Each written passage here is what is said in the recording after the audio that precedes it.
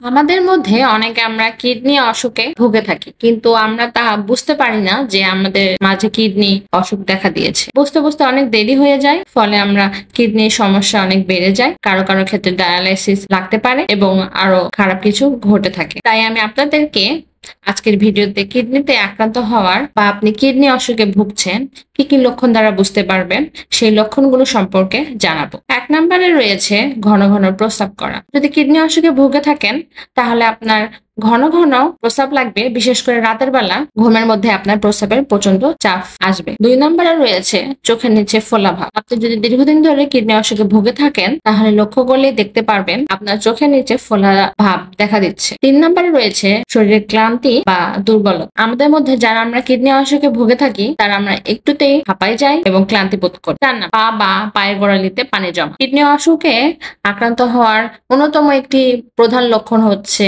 পা বা পায়ের গোড়ালিতে পানি জমা। আপনার যদি পা বা পায়ের গোড়ালিতে পানি জমে থাকে তাহলে আপনি বুঝবেন আপনি কিডনি রোগে আক্রান্ত। 5 নম্বরে রয়েছে প্রস্রাবে ফেনা বা রক্ত দেখা। প্রস্রাব করতে গেলে আপনি দেখবেন প্রস্রাবে ফেনা দেখা দিচ্ছে বা প্রস্রাবের সাথে রক্ত বের হচ্ছে। এই লক্ষণগুলো থাকলে আপনি আর দেরি না করে আজ ডাক্তার দেখান। দেরি হয়ে গেলে অনেক সময় আপনার ডায়ালিসিস লাগতে পারে বা এর থেকেও খারাপ কিছু দেখা দিতে পারে। স্বাস্থ্য বিষয়ক আরো টিপস পেতে স্বাস্থ্য কথা চ্যানেলটির সাথেই থাকুন। আল্লাহ হাফেজ।